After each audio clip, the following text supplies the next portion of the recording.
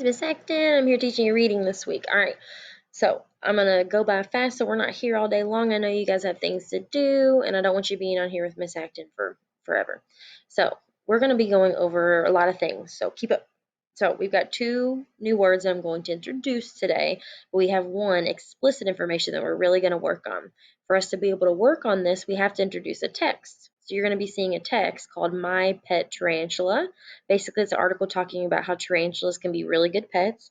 And because some of you guys may not know what tarantulas are, may not know how cool they look, because I really didn't, we're going to start this off by watching a video about tarantulas. So as I'm making myself smaller, tarantulas are a type of spider that a lot of people have for pets. They are really pretty colors. There's over like 300 species of them. And this video is 30 minutes long. We are not going to watch the whole thing, but it does do a really good job at the beginning showing you all kinds of different tarantulas, what they look like. The first two images show spiders going after their prey. So watch, it goes by really fast, so make sure you're paying attention. And then look how the beautiful colors that they have. And at the end of us watching this, I do have a little bitty part of it I want to show you of a mama spider with her babies, and the babies look freaking awesome. All right, so watch. Ugh. Bunch of them. Ooh, there's like a yellow one. Stripes. I saw some purple on one. Cool. So this guy pretty much tells us the 13 best spiders for pets. But as I was watching, this is the one that really caught my eye. So this one is called an Antilles pink toe spider. They live in the rainforest, and they live like where the okapis live at, and they live high up in the trees. So they make their nest high up in the trees. So he's basically saying if you have them, you need to make sure that you have a bunch of trees or big plants in their enclosure that they can climb up and build their nests. And then now I'm going to show you one of them building its nest with its babies in it. Check these babies out. Not only is the mother beautiful, she's like a pinkish reddish color and green. The babies are blue. Look how beautiful they are. Blue spiders, guys. That's awesome. and will grow at a medium rate. She's even Out of green all the species that looking. made the list, this is the one that gave me the greatest. Beautiful. And in the video, he eventually says that sometimes they even have like a purplish color to them. But I was like, oh my gosh, her babies are blue. How cool is that? So let's get to learn a little bit about tarantulas and why they're good pets. Before we can do that, Miss Acton wants to go over the words explicit and implicit. Just the definition really quick, but we're really going to be focusing on explicit in this video. So explicit is easy to find information. You don't have to go hunting for it. You don't have to use your brain for it. It's just information that is read in the text. So I'm going to use this picture as an example. The easy to find information in this picture is that these are 4 boys. Easy to find. 1, 2, 3, 4. There are 4 boys. 1, 2, 3, 4. Easy to find information. They're outside. You can see the yard work in the back, the car, the road, the sidewalk. 3 pieces of information that is easy to find. It's explicit information. I didn't have to go digging for it. I didn't have to use my brain. Implicit information is that you have to think a little deeper. You have to use your brain a little bit more. So information that's implicit might be they are dancing. So I had to really look at their body motions, look to see what they're doing to really figure out that they're dancing. Because, I mean, I could think that they're like swatting at a bee or something like that, but you can tell they're dancing, and more specifically, they are flossing. That's what I believe that they're doing. And I'm using my brain to look at their movements, how their arms and their legs look, and it looks like that they are flossing. They're doing the floss dance. And then they are friends. I'm going to assume they're friends because they're all close to each other. They look like they're around the same age. They live in the same neighborhood. So I'm going to assume they're playing with each other. They're friends. But that's information I have to use my brain. I have to dig for. It's not as obvious as that they're boys. There's 4 of them, and they're outside. Another thing I was thinking is that I could say that it is summer, but it could also be spring. It could also be fall. Sometimes fall, it's pretty warm out. Sometimes summer gets a little chilly, and sometimes in spring it snows. And so it might not be summer in this, but my guess, what I might dig for that information I really have to think about is that it's probably summer. I'm thinking that they're on summer break. They don't have to go to school, and that's why they're just hanging out on the sidewalk doing the floss dance. So that's the difference between explicit and implicit information. So we're going to dig more into explicit because that's what we're going to be focusing on today in the tarantula text. So I wanted you to be able to read the word explicit and spell the word explicit when you run into it on the Google Forms today, your work for today. So the beginning sound is X, like the word exit, like you're leaving somewhere. X, and it sounds just like you would read it on an alphabet chart. Elephant, X, X, X-ray, X. Then the next sound is pl. I couldn't think of a word that starts with pl, but it's easy because you just follow all the sounds. PL makes that blend pl, like please or pluck or plant, and then I makes the igloo sound, giving you the word or the sound pl. And then sit doesn't have an SIT, it's got CIT, but it reminded me of the word city. The city is spelled CITY, and it makes the sit sound at the beginning with a Y at the end, making it city. When you put all those together, you got the word explicit, and that is easy to find information. Let's go over the definition a little bit more. So explicit, again, is easy to find information. It is obvious. So I'm going to draw a really quick picture because I don't want to spend the whole time on this. So we're going to stick with kind of our theme of our picture. So we've got a little boy right here. So the easy to find information is that he, oh my word, that is terrible, is that he plays baseball. He's a boy. We're going to put him in some shorts. He's wearing shorts.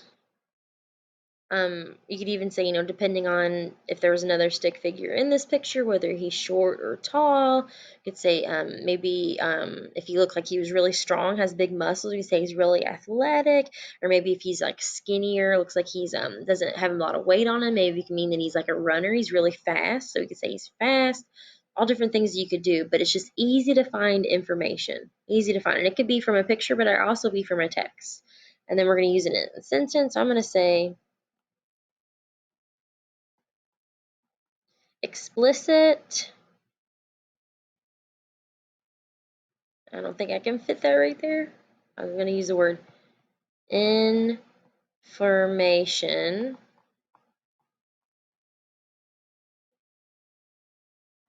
is easy to find. That's a really sad sentence, but I can't think of a different one. So it's just easy to find information. Now I'm going to show you examples in a text. So this text that I'm about to show you is the exact same text that you're going to have in your classwork today. The exact same one. Oh, whoops, wrong one. And what's cool is that I have already underlined the central idea for you, so you don't have to find it. That's what you worked on last week. So we need to find explicit, easy to find information in this whole entire text that gives you reasons why tarantulas can be very good pets. So in order for us to do that, we're going to read each sentence and we're going to decide, does it give us information, explicit information that supports the tarantulas are very good pets? If it does, we're going to put an arrow pointing to it. If it does not, we're going to skip over it. So easy to find. Let's see if we can do it. So it says tarantula can be very good pets. Let's find other things that support that. Why tarantulas are good pets. Tarantulas are one of the best types of spiders to have as pets. So it didn't really give us a reason why they're good pets. It just kind of said it in a different way. Pet tarantulas are easy to care for. Is that a reason why they're good pets? Absolutely. Pet tarantulas are easy to care for. That makes them an awesome pet, especially for people that maybe don't like to walk their dogs, change a litter box. They're easy to care for. That's a great reason to be a good pet. One reason is they do not need a lot of space. Yeah, that's a good reason. We're going to put mark right there. They don't need a lot of space. You don't have to get a dog bed, a backyard, a litter box, their own bed, a space on the couch. You know how some animals are. And I mean, like you think of like horses, cows, you have to build a barn for those. Spiders don't need all that space. It's cool. Also, they do not need to exercise. Oh, so you don't need to take them for a walk like you do a dog. Most animals do need exercise because it helps keep them healthy, just like a human does. But spiders don't. You can just keep them in their tiny space their entire life and they'll be perfectly fine. So they do not need exercise. They only eat about once a week. What? You guys, that is a game changer. Miss Acton feeds her dogs twice a day, and I have 3 dogs. That's 6 feedings a day. Do you realize how crazy that would be if I only had to feed my dogs once a week? That's definitely a reason why they're an easy pet. You only have to feed them once a week. That's fantastic. Once every 7 days. And lastly, You only clean their cage twice a year, or if it starts to smell. What? You guys, yesterday, Sunday, I had to clean up throw up from one of my dogs. She ate leftovers that the neighbors had thrown out of their yard. It was like spaghetti because it was noodles, and she threw it up all over my living room. And I had to clean it up before my daughter started playing it. My baby started playing it. You mean to tell me if I had a pet spider, I would only have to clean his cage once a year?